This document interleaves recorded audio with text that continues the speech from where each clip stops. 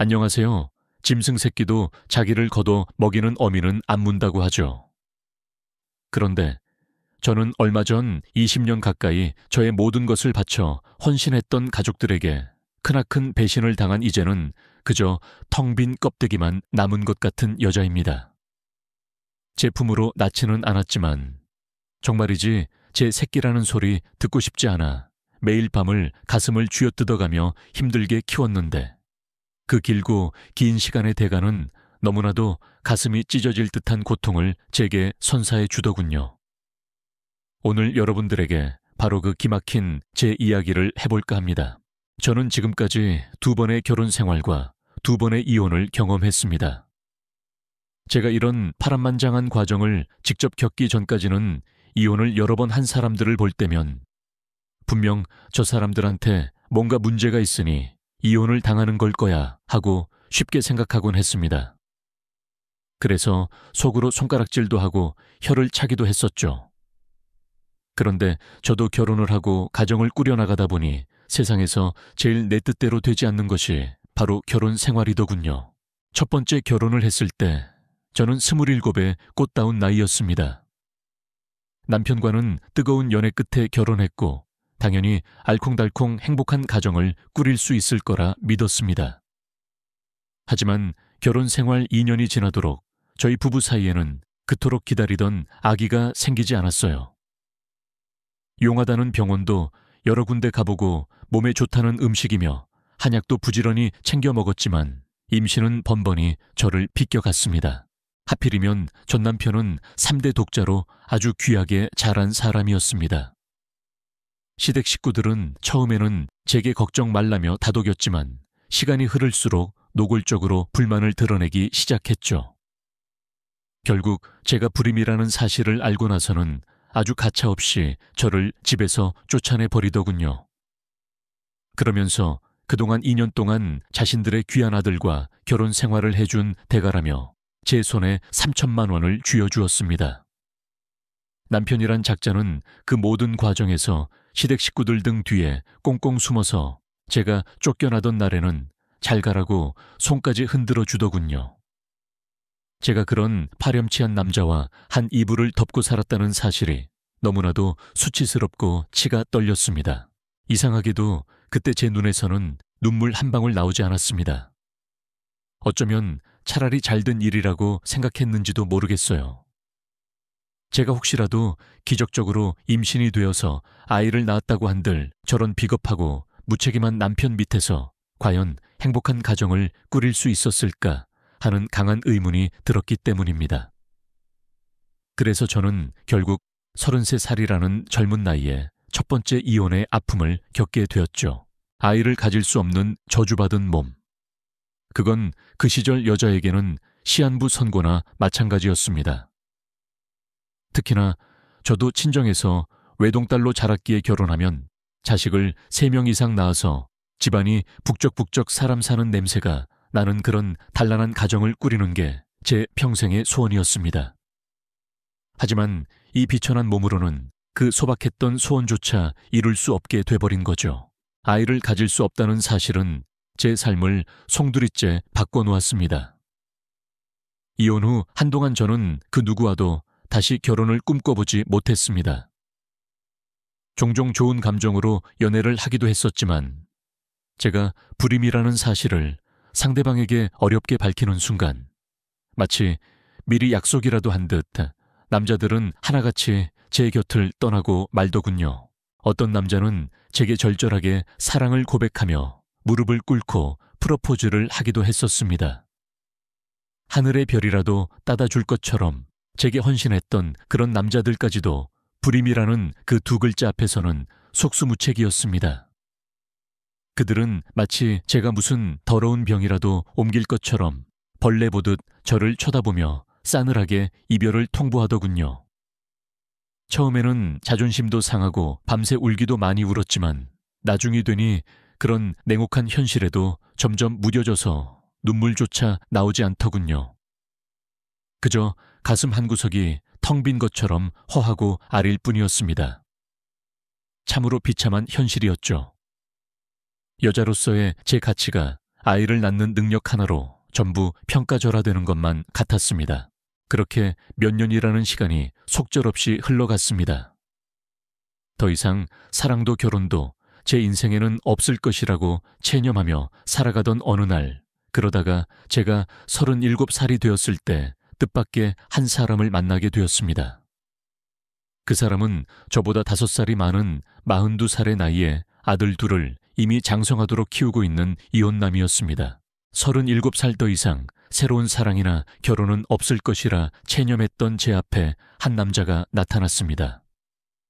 그는 42살의 나이에 14살과 12살 된 아들 둘을 홀로 키우고 있는 이혼남이었습니다. 보통 이혼을 하면 아이들은 엄마 쪽으로 가기 마련인데 무슨 특별한 이유가 있었는지는 자세히 알지 못했지만 이 남자는 아이 둘을 직접 맡아 키우며 아빠로서의 역할을 정말 충실히 해내고 있는 사람처럼 보였습니다. 그를 만나게 된 건 제 직장 동료의 소개를 통해서였습니다. 저의 딱한 사정을 누구보다 잘 알고 있던 동료는 비슷한 아픔을 가진 우리 두 사람이 만나면 지금보다는 조금 더 행복해질 수 있지 않을까 싶다면서 한번 만나볼 생각이 있는지 조심스럽게 제 의사를 물어보더군요. 저는 며칠 밤낮을 고민하다가 한번 만나보는 것도 나쁘지 않겠다는 생각에 결국 흔쾌히 수락을 하게 되었습니다. 그리고 친하게 지내던 직장 동료가 직접 소개시켜주는 사람이니 조금은 기대를 했던 것도 사실입니다. 그렇게 저는 며칠 뒤 약속된 날짜에 한적한 커피숍에서 그 사람을 처음으로 만나게 되었습니다. 말끔하게 차려입은 그는 사진으로 봤던 것보다 훨씬 더 인상이 좋아 보였습니다. 그런데 그 남자는 처음 만난 그 순간부터 제게 아주 적극적으로 자신을 어필하기 시작했습니다. 자신이 왜 이혼을 했는지, 왜 자식들을 본인이 직접 키우고 있는지, 심지어는 가족관계나 현재 다니고 있는 직장 등 시간을 두고 천천히 알아가면서 알려줘도 되는 시시콜콜한 이야기들까지 마치 미리 외우기라도 한 듯 줄줄이 제 앞에 다 내뱉기 시작하더군요. 나중에 그 이유를 물어보니 자신의 현재 상황을 먼저 솔직하게 다 말을 한 다음 그걸 온전히 이해하고 받아들여 줄 수 있는 여자를 만나고 싶어서 그랬다고 우스갯소리처럼 얘기를 해주었습니다. 아무튼 그렇게 조금은 요란했던 첫 만남이 끝나고 두 번째, 세 번째 만남을 거듭하면서 저는 그 사람의 진심을 조금씩 알게 되었습니다. 그는 겉모습만 번지르르한 사람이 아니었고 두 아들을 향한 그의 사랑은 정말이지 헌신적이었습니다. 우리는 만난 지 9개월 만에 서로의 아픔을 보듬어 안고 함께 미래를 만들어가기로, 즉 부부가 되기로 결정을 하게 됐습니다. 결혼식은 둘 다 한 번씩 다녀왔던 경험이 있었기에 굳이 거창하게 할 필요성을 느끼지 못했습니다. 그래서 양가 부모님만 모시고 아주 조촐하게 식을 올렸고 신혼집 또 현재 남편이 아이들과 함께 살고 있는 집에서 그대로 살기로 했어요. 그러다 보니 따로 혼수라든지 예물을 준비할 필요도 없었고 양가 부모님께서는 서로 한 번씩 아픔을 겪은 만큼 이제부터라도 서로를 소중히 생각하며 행복하게 잘 살라고 따뜻하게 격려를 해주셨습니다. 제 두 번째 남편이 된 그 사람은 제가 평생 만나본 남자들 중에서 가장 이해하기 어려울 만큼 좋은 사람이자 좋은 아빠였습니다. 그리고 그가 들려준 전부인 이야기는 참으로 기가 막혔습니다. 아이들 엄마는 몇 년 전에 다른 남자가 생겨 바람이 났고 결국 남편과 아이들을 모두 버리고 그 남자와 함께 멀리 도망을 갔다고 했습니다. 그 여자는 원래부터 결혼이라는 틀에 얽매이는 것을 싫어하고 자유로운 삶을 추구하면서 사는 여자였는데 결혼 후 반복되는 구속된 일상생활에 지쳤는지 어느 날부터 매일같이 밖으로 나돌기 시작했고 결국은 다른 남자와 자유롭게 인생을 즐기며 살고 싶다는 짧은 쪽지 한 장과 이혼 서류만 덩그러니 남긴 채 그렇게 떠나버렸다고 하더군요. 남편도 그것 때문에 재혼에 대한 깊은 두려움이 있다가 저를 한번 만나보고 나서야 생각이 바뀌었다고 했습니다. 이 여자라면, 즉 저라면 분명 우리 아이들을 마치 친엄마처럼 따뜻하게 잘 키워줄 수 있다는 그런 확신이라는 게 강하게 들었다고 하더군요. 결혼을 하고 새엄마로서 두 아들 선우와 선호를 처음으로 마주했던 그날. 저는 아직도 그날의 서늘했던 공기를 잊지 못합니다. 얘들아, 인사해야지. 오늘부터 너희들 엄마다. 남편의 말에 아이들은 마치 약속이라도 한 듯 저를 경계심 가득한 눈빛으로 쏘아보며 소리쳤습니다. 저리가. 우리 엄마 아니야. 저리 가란 말이야. 큰애 선우는 14살, 작은애 선호는 12살. 2살 터울의 이 아이들은 아직 제 엄마를 잊지 못한 듯 남편이 저를 보며 앞으로 엄마라고 부르라는 말에 아주 강한 거부감을 드러내더군요. 제가 정성껏 차려준 밥은 입에도 대지 않고 그대로 학교에 가기도 했고 한동안은 저를 엄마라고 부르지 않고 아줌마라고 불렀습니다.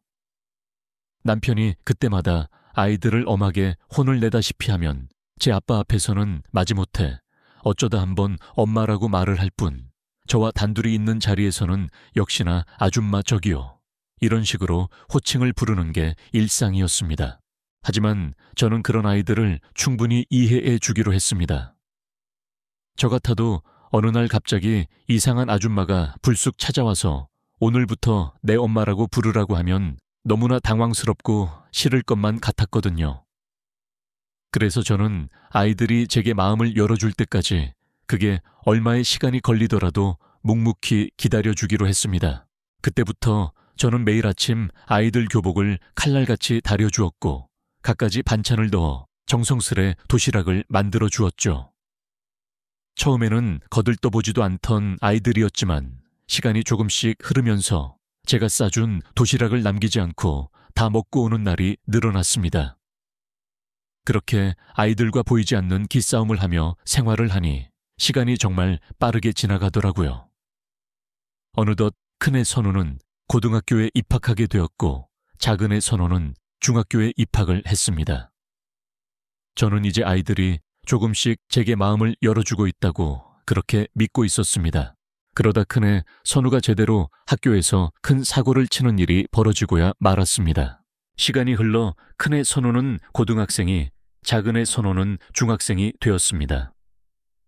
저는 여전히 매일 아침 아이들의 교복을 다리고 도시락을 싸주며 그들이 제게 마음의 문을 열어주기만을 묵묵히 기다렸습니다. 남편은 제 그런 노력을 알아주는지 가끔 제 어깨를 두드리며 당신 정말 대단해. 나라면 벌써 포기했을 거야 하고 말해주곤 했지만 아이들의 마음은 쉽게 열리지 않았습니다. 특히 선우는 더욱 그랬죠. 그러던 어느 날 큰애 선우가 학교에서 제대로 큰 사고를 치고야 말았습니다. 같은 학교 학생 1명을 7명이서 집단으로 따돌리고 폭행했다는 것이었습니다. 돈을 빼앗는 것은 물론이고 전치 8주가 나올 정도로 심하게 폭행까지 했다고 하더군요.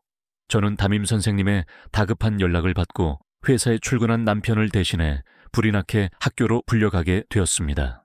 직접 가서 자세한 이야기를 들어보니 이건 단순히 아이들 싸움 수준이 아니었습니다. 잘못하면 퇴학까지 당할 수 있는 아주 심각한 상황이었습니다. 교장실에는 담임 선생님과 교장 선생님, 그리고 가해 학생들의 부모들과 피해 학생의 부모님들이 모두 모여 긴장된 분위기 속에서 서로를 마주보고 있었습니다. 가해 학생들의 부모님들 중에는 제발 자기 아이 퇴학만은 막아달라고 피해 학생 부모님들 앞에 무릎까지 꿇고 비는 분들도 계셨어요. 저 역시 우리 아들 선우를 이대로 낙오자로 만들 수는 없다는 생각에 염치불구하고 그 자리에 무릎을 꿇었습니다. 어머님, 아버님, 정말 죄송합니다. 다 제 잘못입니다. 제가 아이 가정 교육을 제대로 시키지 못해서 이런 엄청난 일이 벌어지고 말았습니다. 제가 이렇게 빌겠습니다. 피해 보상은 원하시는 만큼 얼마든지 해드리겠습니다. 그러니 제발 선처를 부탁드립니다. 여기서 우리 선우 낙오자 되면 평생을 그렇게 살지도 모릅니다. 사람 한 명 살린다 생각하시고 제발 한 번만 용서해 주십시오. 이렇게 저는 살면서 단 한 번도 누구에게 꿇어본 적 없는 무릎을 제 아들 선우 때문에 처음으로 꿇게 되었습니다. 그런데 바로 그 순간 제 이런 처절한 마음을 무참히 깨버리는 일이 벌어지고야 말았습니다. 지랄하네. 엄마도 아닌 주제에 어디서 엄마 타령이야. 싸늘하고 경멸 어린 목소리. 바로 제 아들 선우의 입에서 나온 말이었습니다.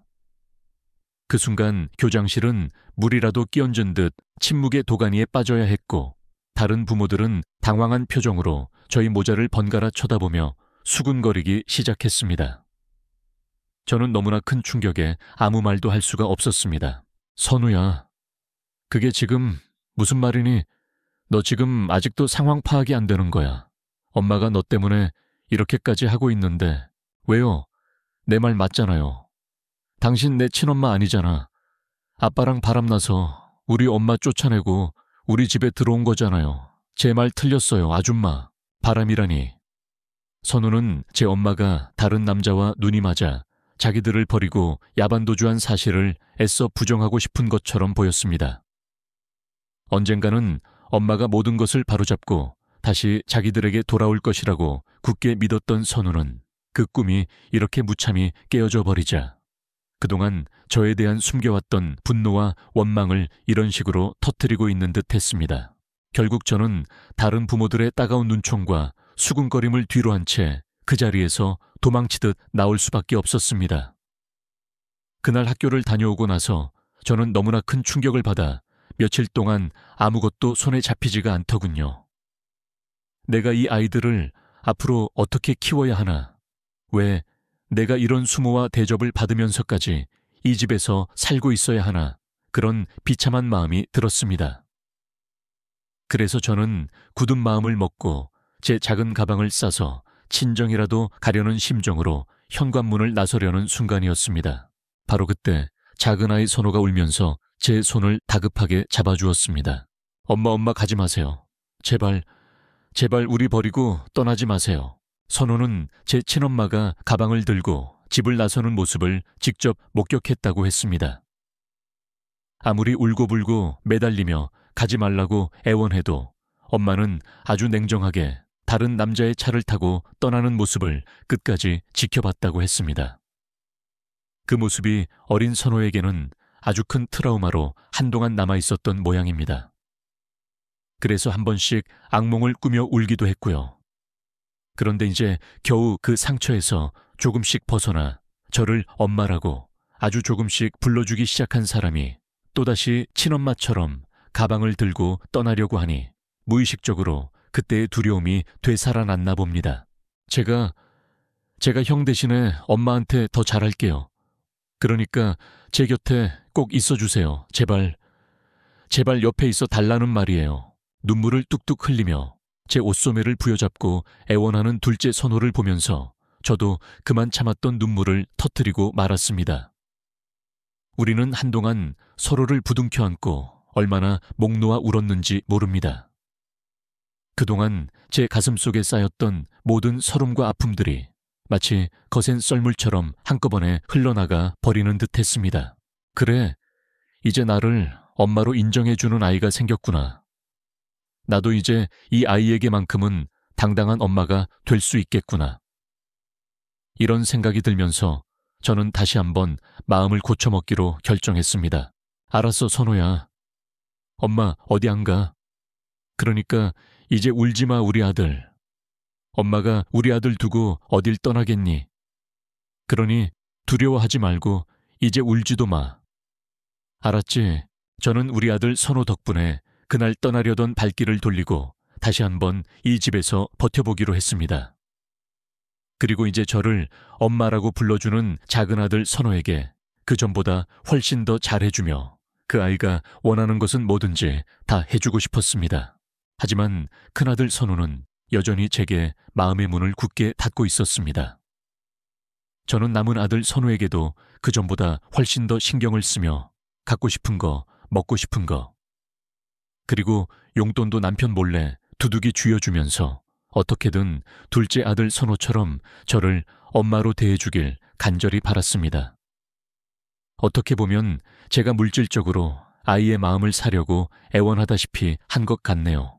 그러다가 한 번은 선우가 또 저를 저기요라고 부르며 용돈 좀 달라고 하길래 제가 용기를 내어 한마디를 했습니다.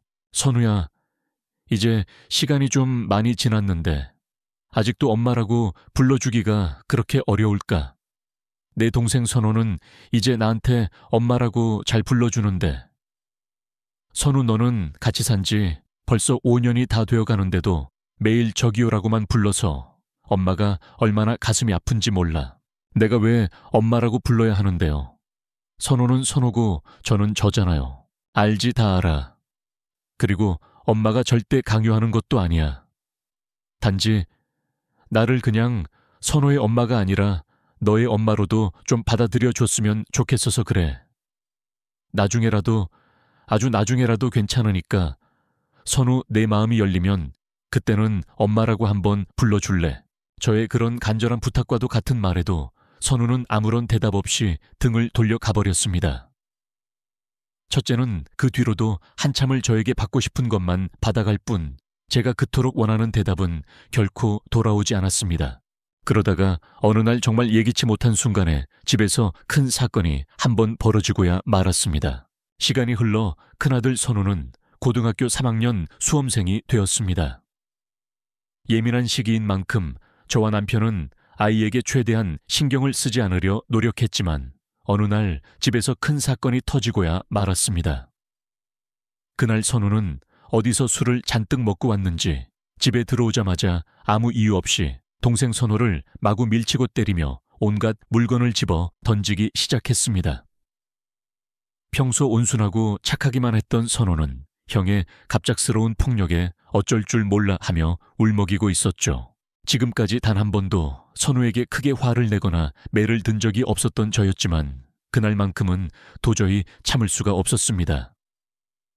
사실 그동안 선우는 점점 머리가 커지면서 아빠인 남편에게도 종종 반항을 하고 못된 짓만 골라서 하는 모습들을 보여서 제가 언제 한 번은 단단히 혼을 내줘야겠다고 벼르고 있던 참이었습니다.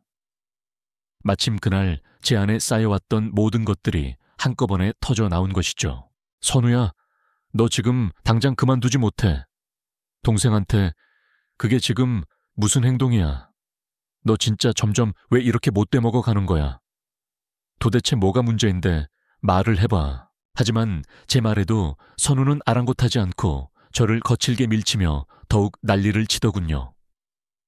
보다 못한 저는 순간 이성을 잃고 세차게 선우의 뺨을 한 대 때려버렸습니다. 제 손바닥이 다 얼얼할 정도였습니다. 아, 당신이 뭔데? 날 때리는 건데 왜 맨날 나만 가지고. 그래, 진짜 당신이 내 엄마라도 된 것 같아. 웃기지 마, 까불지 말라고. 당신도 어차피 이러다가 아침 되면 우리 버리고 나갈 거잖아. 우리 아빠랑 우리 전부 다 버리고 도망갈 거잖아. 내가 그걸 모를 것 같아. 그러니까 처음부터 가식 떨지 말고 그냥 꺼지라고. 저한테 온갖 반항을 하던 선우는 갑자기 그 자리에 주저앉아 어린아이처럼 엉엉 울기 시작했습니다. 자기도 너무 힘들다면서요. 그 순간 저는 선우의 마음속 깊은 상처를 보았습니다. 사춘기라는 예민한 시기에 친엄에게 버림받았다는 그 슬픔과 분노, 배신감 같은 모든 부정적인 감정들이 지금의 엇나가는 선우를 만들지 않았나 싶어 마음이 너무나 아팠습니다. 그래서 저는 그때 더 이상 화를 내지 못하고 우는 선우를 그저 몰차꼭 안아주었습니다. 저도 함께 울면서요. 미안하다. 선우야, 엄마가 다 미안해. 제가 할 수 있는 말은 그것뿐이었습니다. 하지만 선우야, 엄마는 선우도 그렇고 너도 그렇고 너희들을 생각하는 마음만큼은 단 한순간도 진심이 아니었던 적이 없어. 그러니까 우리 이제부터라도 서로 오해 같은 거 풀고 잘 지내보자. 엄마는 다른 거 다 필요 없어. 우리 아들들이 그저 건강하고 행복하게 지내는 모습, 그것만 보면 돼. 그렇게 해줄 수 있겠니? 그때부터였을까요? 첫째 선우도 저의 진심을 조금이나마 알게 되었는지 서서히 제게 마음의 문을 열기 시작했습니다. 한동안은 어색하게 굴었지만 어느 날부터인가 아주 조심스럽게 그리고 천천히 저를 엄마라고 불러주기 시작했습니다. 그토록 듣고 싶었던 그 한마디를 처음 듣게 된 날, 저는 정말이지 너무나 기뻐서 어쩔 줄을 모르고 하염없이 눈물만 흘렸습니다. 그 이후부터 한동안 우리 가족은 살짝 삐그덕거리는 일들도 간혹 있었지만 그래도 예전보다는 훨씬 많이 좋아진 상태로 지낼 수 있었습니다. 저는 두 아들 모두 무사히 대학에 보내고 졸업 후에는 번듯한 직장까지 얻게 해주었죠. 그래서 이제는 정말로 애들을 다 키웠구나. 이제 저 녀석들 결혼해서 알콩달콩 잘 사는 모습만 보면 더 이상 바랄 게 없겠다. 그런 생각을 하며 여느 부모의 마음처럼 그저 아이들이 건강하게 잘 살기를 바라며 지냈습니다. 하지만 저의 그런 평온한 마음은 또다시 서서히 깨지고 말았습니다. 사실 우리 첫째 선우는 생각보다 좋은 회사에 들어가서 월급이 그리 적은 편이 아니었는데 그 돈을 다 어디에다 쓰는지는 몰라도 어느 날부터인가 저희에게 돈을 요구하는 횟수가 눈에 띄게 늘어나기 시작했어요. 엄마, 저 돈 좀 주세요. 오피스텔 월세 낼 돈이 없어서요. 첫째는 취업을 한 뒤에 몇 개월 지나지 않아 독립을 했는데 갑자기 저에게 월세가 없다면서 그걸 내달라고 하더라고요.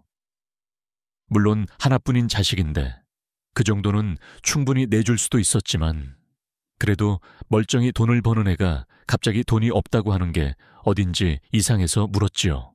돈이 없다고 너 얼마 전에 월급 받은 거 아니었어? 왜 갑자기 돈이 없어? 아, 그냥 없어요. 아무리 돈을 벌어도 사회 초년생 때는 돈 들어갈 때가 얼마나 많이 들어가는지 아세요? 그러니까 빨리 좀 주세요. 막무가내로 돈이 없다고 그냥 무조건 보내달라고만 하는 아들에게 저는 일단 한 번은 월세를 내줄 수도 있다고 생각을 해서 보내주었습니다. 그런데 이게 여기에서 그치지 않고 거기에서 점점 더 하더라고요. 엄마 카드값 200만 원만 좀 내주세요. 생각보다 이번 달에 오버해서 썼어요. 엄마, 저 중고차 한 대 사게 1,000만 원만 좀 보태주세요. 다른 친구들은 다들 차 타고 다니는데 저만 없어요. 제가 그래도 큰아들인데 엄마가 이 정도는 해주실 수 있잖아요. 엄마 오피스텔 관리비 안 냈다고 도시가스랑 전기가 다 끊겨버린대요.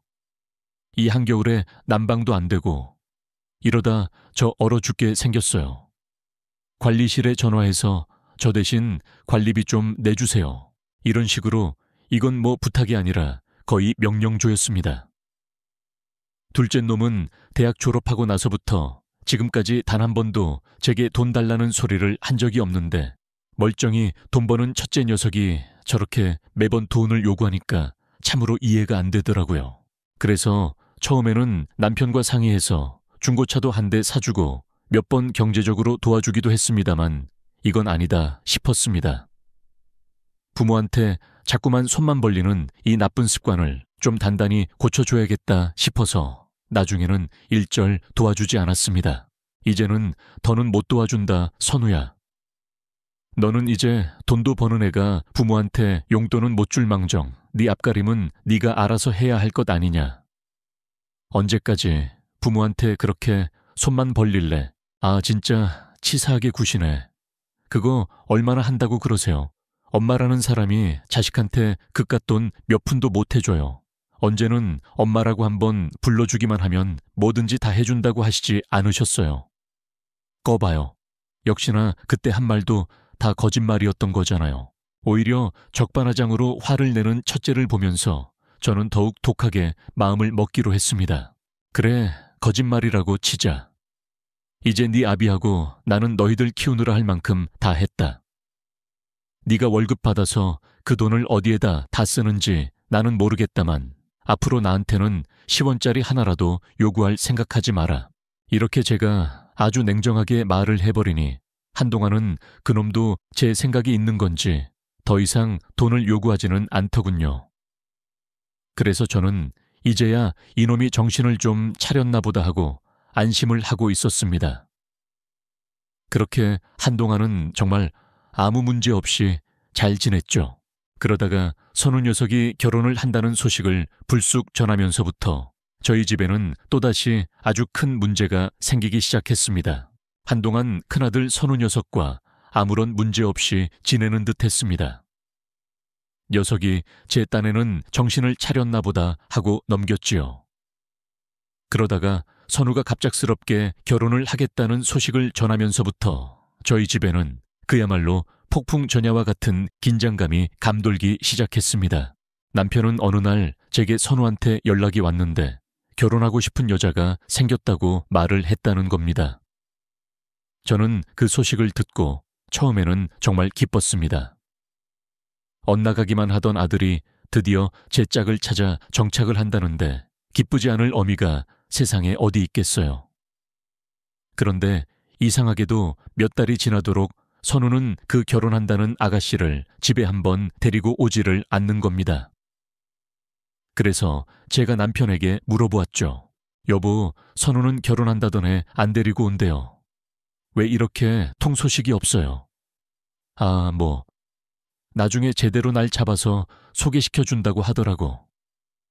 알아서 하겠지, 뭘 그리 걱정해.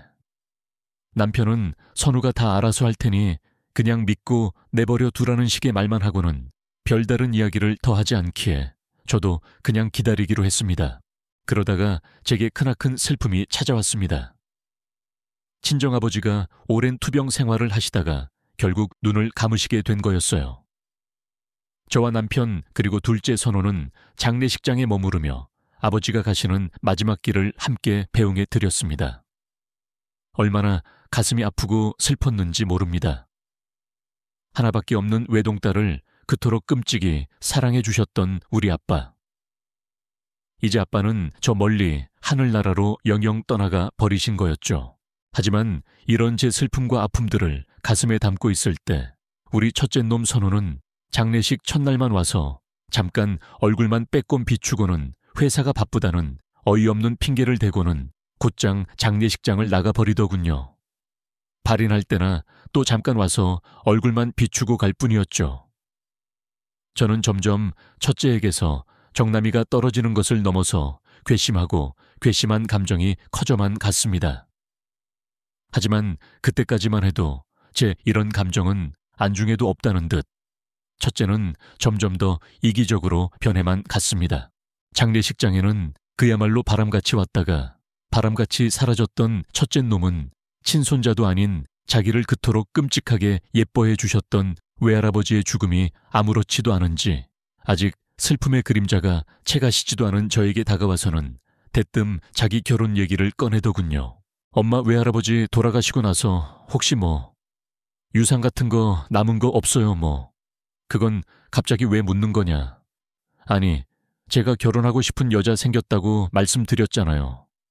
근데 그 집이 좀 많이 잘 살아요.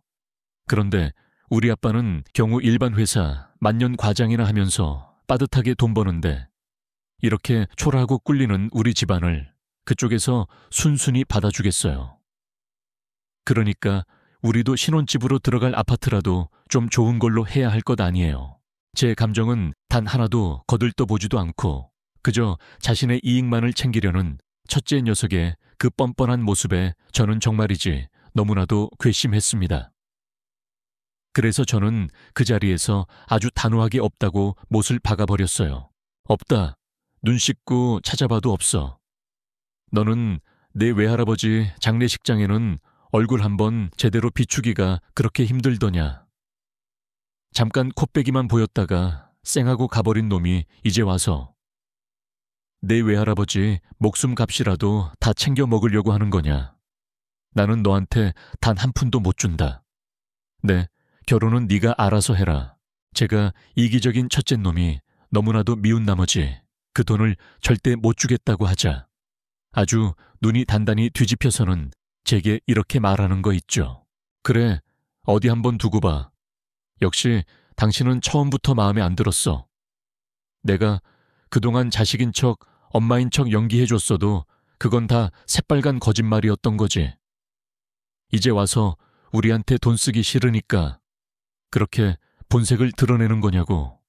진짜 무섭다 무서워.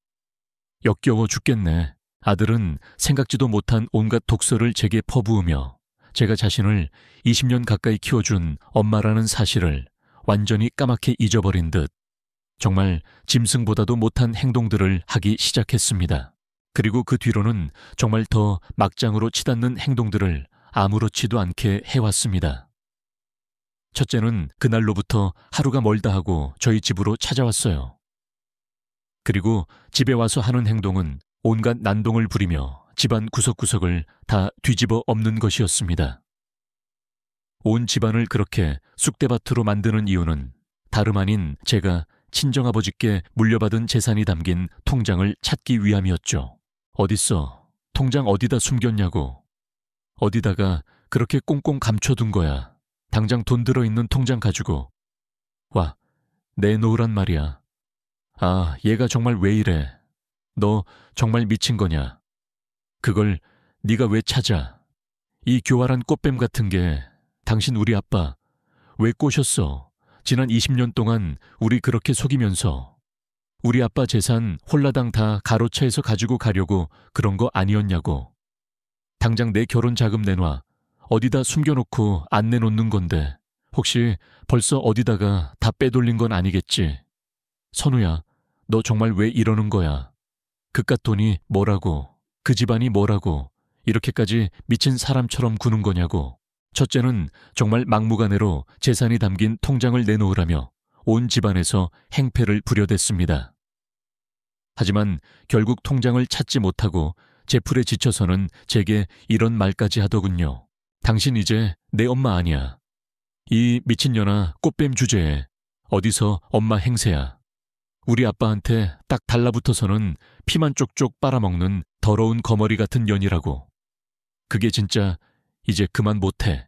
막말을 퍼부어대는 첫째에게 저도 참다 못해 같이 화를 냈지만 첫째는 그래도 분이 안 풀리는지 온 집안에 있는 온갖 물건들을 죄다 집어던지고 난동을 피우더군요.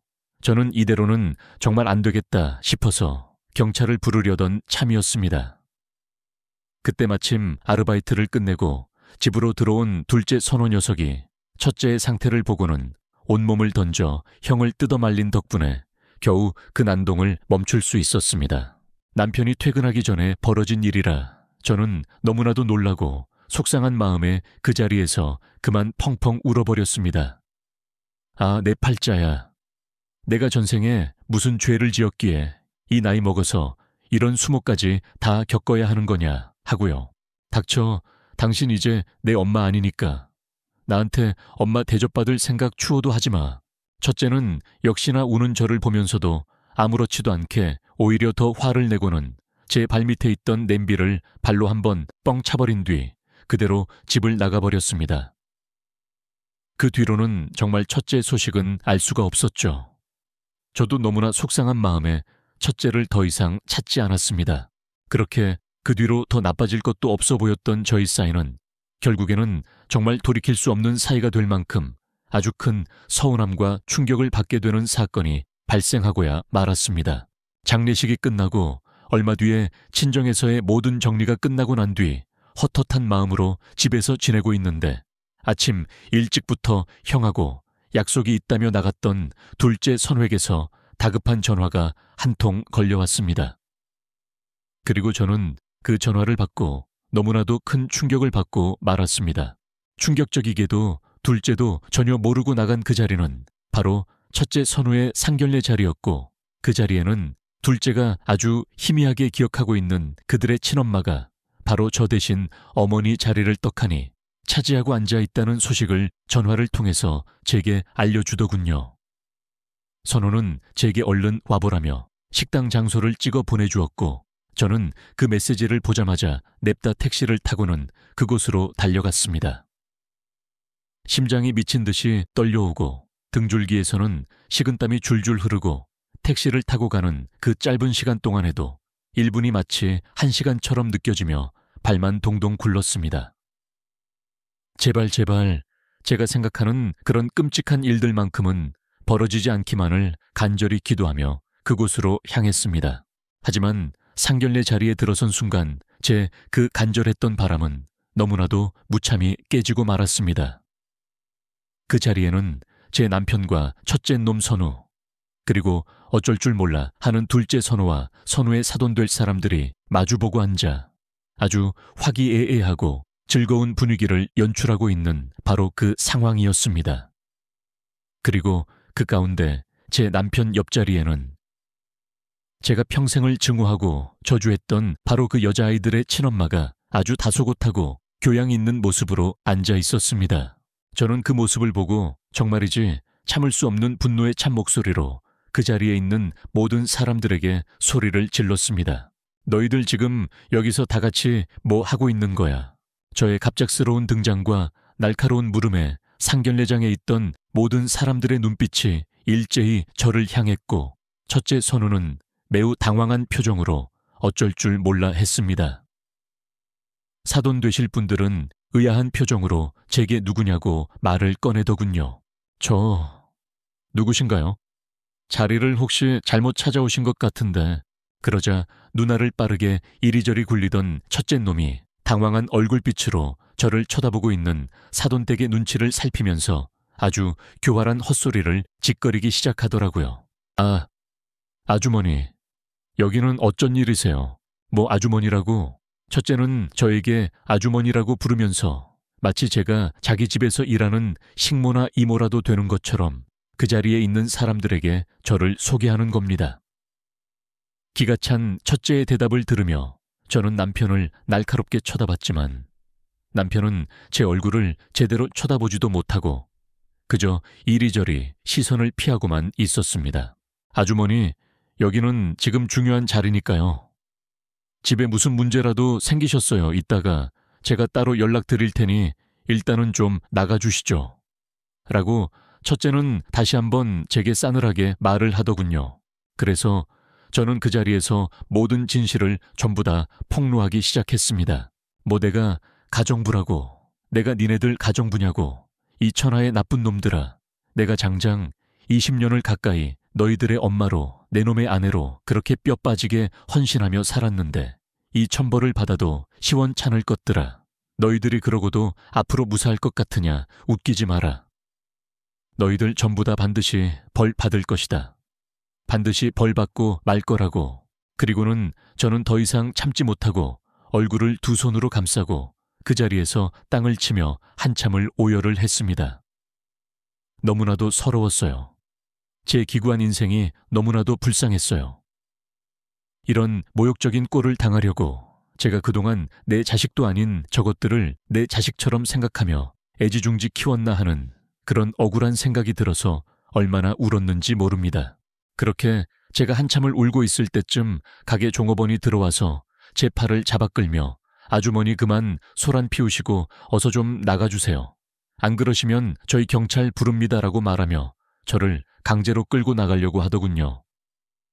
그렇게 저는 그 자리에서 질질 끌려나가다시피 쫓겨나는 바로 그 비참한 상황이었습니다.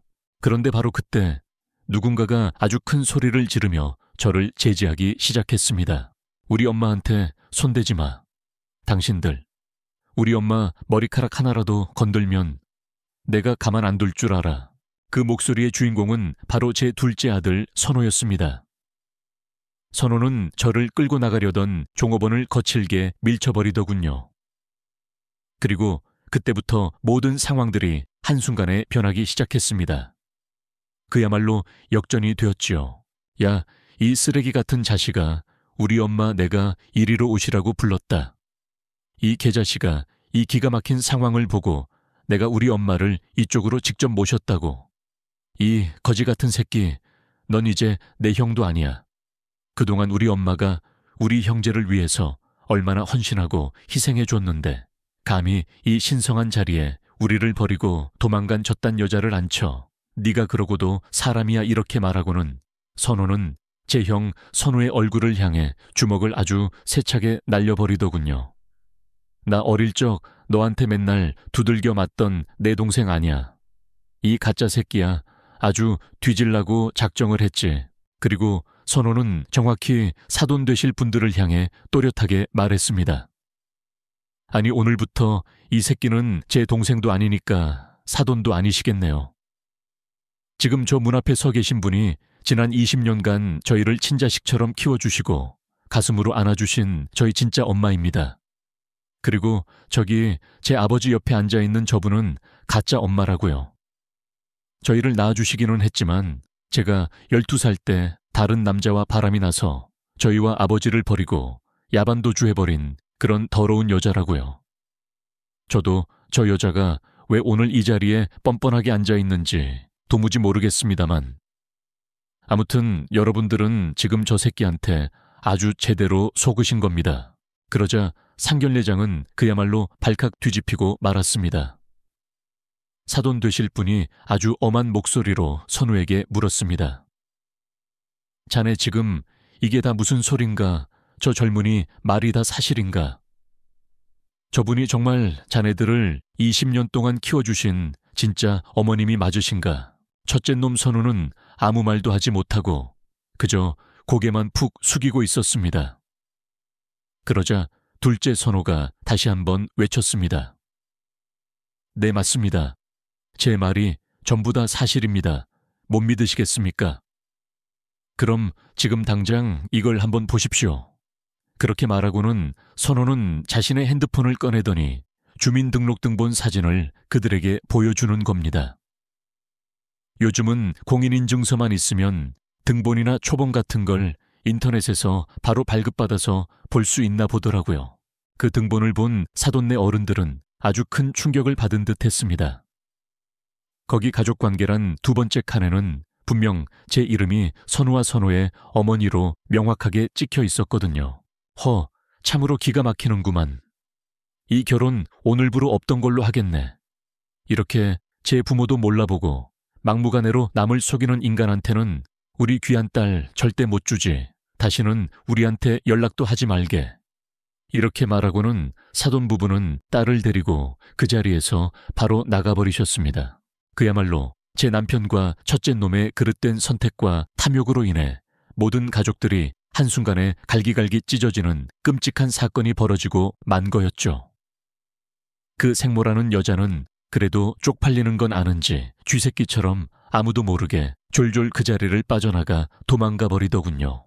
그야말로 제 남편과 첫째 놈 선우의 그릇되고 탐욕스러운 선택으로 인해 모든 가족들이 한순간에 갈기갈기 찢어지는 끔찍한 사건이 벌어지고 만 거였죠.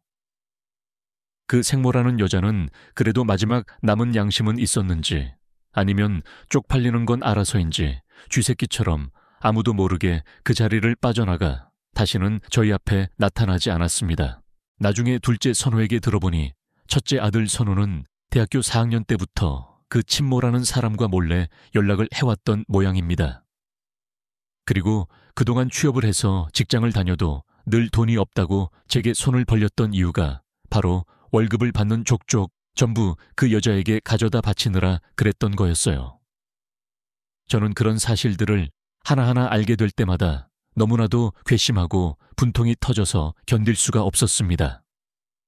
그렇게 애지중지 키워놨더니 월급 한 번 받았다고 제게 빨간 내복 한 벌 사준 적이 없던 놈이 그동안 저를 속이고 그 피 같은 돈을 전부 자기를 버리고 도망간 여자에게 가져다 바치고 있었다니요. 저는 그 상견례 자리에서 있었던 일도 그렇고 이제는 정말이지 그 인간들과는 더 이상 인연을 이어가서는 안 되겠다는 굳은 생각을 하게 되었습니다. 그리고 무엇보다 제 남편에게 너무나도 큰 배신감을 느껴 그와도 이혼을 결심하게 되었습니다. 지난 20년간 누구보다 믿었고 언제나 내 편이라고 철석같이 생각했던 남편의 그런 이중적이고 비겁한 모습에 저는 정말이지 치가 떨리고 말았습니다. 그래서 저는 그에게 단호하게 이혼을 통보하게 되었죠. 여보, 정말 미안하오. 내가 다 잘못했소. 첫째 녀석이 하도 간곡하게 부탁을 해서 지 친엄마 축복받으면서 결혼하고 싶다고 눈물까지 글썽이며 이야기를 하는 통에 내가 정말 마지못해 정말 미안하오 여보. 내가 다 죽을 죄를 지었소. 미안해. 이제 와서 그 말이 다야. 당신 저 지옥 같은 여자한테 가서 살아. 당신이 그토록 애지중지하는 첫째 아들놈 데리고 가서 저 여자랑 오순도순 잘 살아보라고. 그 신성한 상견례 자리에서는 나를 생판 남인 것처럼, 아니 우리 집 식모인 것처럼 그렇게 매몰차게 대하더니 그게 이제 와서 빌붙을 변명이랍시고 하는 소리가 고작 그거야. 나 이제 더 이상 당신 아내로 못 사니까 우리 당장 이혼해. 저는 그 자리에서 남편에게 이혼을 요구했고 그날로 바로 제 짐을 싸서 집을 나와 버렸습니다. 결국 남편이 순순히 이혼을 받아들이지 않자 저는 변호사를 선임하여 소송까지 가게 되었죠. 그리고 지루하고 고통스러웠던 5개월이라는 시간이 흐른 후 모든 소송은 제게 유리한 쪽으로 판결을 받게 되었습니다. 왜냐하면 저는 지난 20년간 이 집안에 정말이지 헌신하고 또 헌신했을 뿐 제가 잘못한 건 단 하나도 없었거든요. 법원도 그런 저의 지난 세월과 노력들을 정상 참작해 주는 것으로 보였습니다.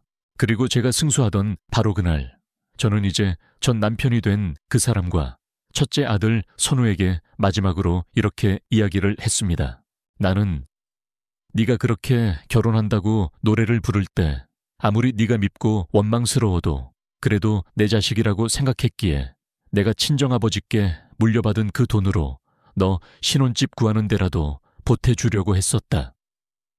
그런데 네가 나를 내 엄마 취급도 안 하고 먼저 나를 그렇게 매몰차게 내쳐준 덕분에 내가 그 돈을 다 굳히게 되었구나. 너무나도 고맙다 아들아. 너무 고마워서 지금 당장이라도 덩실덩실 춤이라도 추고 싶은 심정이야.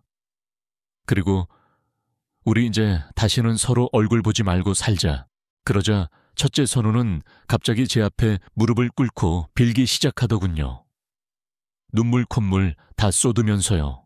엄마, 제가 정말 잘못했어요. 제가 다 죄송해요. 제가 정말 죽을 죄를 지었어요. 그러니까 제발 저 좀 다시 한번 자식으로 받아주세요. 그리고 딱 한 번만 더 저 좀 도와주세요. 엄마 제발요. 알고 보니 그 친엄마라는 사람이 선우를 믿는 게 아니었다고 합니다. 대학교 시절부터 찾아와서 뒤늦게라도 엄마 노릇을 하고 싶다고 그렇게 살갑게 이야기를 하길래 선우도 친엄마의 손길이 그리운 마음에 덜컥 받아들였다고 해요. 그런데 선우가 취직을 하고 나니까 그때부터 힘들다고 돈 좀 달라고 사정을 하길래 조금씩 돈을 주기 시작했는데 선우가 결혼한다고 하니 내 결혼 자금 내가 안전하게 맡아주겠다고 해서 선우가 이런저런 대출까지 받아서 마련한 돈을 전부 다 그 여자에게 맡겼는데 결국 그 여자는 그 돈을 전부 들고 해외로 도망가 버렸다는 겁니다. 선우는 지금 한마디로 알거지가 된 거였어요. 대출 이자도 제때 못 내서 곧 신용불량자가 될 처지라고 제게 울면서 매달리더군요. 그걸 지금 왜 나한테 와서 사정하는 건데 나를 먼저 그렇게 내치고 외면한 건 바로 너 아니었니? 내 아비한테 가서 말해봐. 근데 잘 모르겠다. 이미 재산 분할하고 이런저런 빚 갚고 나면 그 양반한테도 이제 남은 돈이 얼마나 됐는지. 그리고 이제 와서 나한테 용서해 달라고 내 자식으로 다시 받아달라고 어림도 없는 소리 하지 마라. 너는 이제 더 이상 내 자식도 아니고 저 사람은 내 남편도 아니다. 우리 이제 다시는 서로 얼굴 보지 말고 살자. 이 천하의 나쁜 것들아. 저는 그렇게 그들에게 마지막 말을 남기고 돌아섰습니다. 그 뒤로도 몇 번이나 저를 찾아와서 매달리던 그들은 제가 정말로 경찰에 신고를 해버리겠다고 엄포를 놓으니 그다음부터는 아예 저희 집 근처에는 얼씬도 하지 못했습니다. 참, 저의 모든 모성과 사랑을 다 바쳐 가슴으로 낳은 아이들이라고 생각하며 애지중지 키워온 결과가 이렇게 나오니 정말이지 너무나도 씁쓸하고 허망하더군요. 그런데 오히려 다시 한번 곰곰이 생각해보면 어쩌면 이것이 제 인생을 다시 되찾을 수 있는 마지막 기회가 된 것 같기도 해서 지금이라도 그 둘에게서 완전히 벗어난 것을 천만다행이라고 여기며 지내고 있습니다. 여러분, 나만이 내 인생을 바꿀 수 있고 아무도 나를 대신해서 내 인생을 살아줄 수 없다는 말. 다들 한 번쯤은 들어보셨죠? 저는 지금 곰곰이 생각해보면 어쩌면 지난 2번의 결혼을 통해서 제 인생을 어떻게든 바꿔보려고 했던 것 같습니다. 하지만 제가 아닌 이상 그 누구도 저의 인생과 행복을 대신 책임져 주거나 보장해 주지는 않더라고요. 그래서 저는 이제 남은 인생이라도 그 지긋지긋했던 결혼이라는 굴레와 속박에서 완전히 벗어나 저만의 자유롭고 평화로운 인생을 한번 찾아 살아보려고 합니다. 지금은 둘째 아들 선호와 함께 작은 집을 얻어 같이 살고 있어요. 그때 그 상견례 자리에서 우리 둘째 녀석의 그 당찬 용기와 결단이 없었다면 저는 아마 지금쯤 여차없이 그 집에서 쫓겨나 아주 불쌍하고 비참한 인생을 살고 있었을지도 모릅니다. 선호도 그 일이 있은 후 혹시라도 제가 또다시 안 좋은 일이라도 당할까봐 얼마나 저를 끔찍이 챙기고 걱정하는지 모릅니다. 어디 제가 외출이라도 하려고 하면 불안하다면서 수시로 전화를 해서 잘 있는지 확인을 해오는지 몰라요. 이렇게 뒤돌아보니 정말 위기의 순간이 닥쳐와야 누가 진짜 내 사람인지 아닌지를 확실하게 구별할 수 있게 되더군요. 비록 제 인생에서 많은 아픔과 깊은 상처를 받았지만 이제는 우리 착한 둘째 아들 선호와 함께 남은 인생이라도 서로 의지하며 행복하게 살아가려고 노력하고 있습니다. 앞으로는 우리 둘째가 하는 일도 잘 되고 저도 저만의 편안하고 여유로운 인생을 살면서 활짝 웃으며 지내고 싶네요. 그리고 반드시 그렇게 살기 위해 더욱더 노력할 거고요. 그러니 여러분도 우리 모자가 앞으로 함께 살아갈 앞날을 따뜻하게 응원해 주세요. 그리고 부디 이 세상 모든 상처받은 영혼들이 행복해지기를 바라는 저의 이 간절한 바람이 꼭 이루어질 수 있도록 그것도 같이 한번 응원해 주시면 정말 감사하겠습니다. 저 또한 지금 이 순간에도 각자의 삶을 열심히 살아가고 계실 여러분의 소중한 인생을 진심으로 응원하겠습니다. 제 길고도 험난했던 사연 끝까지 들어주셔서 정말 감사합니다.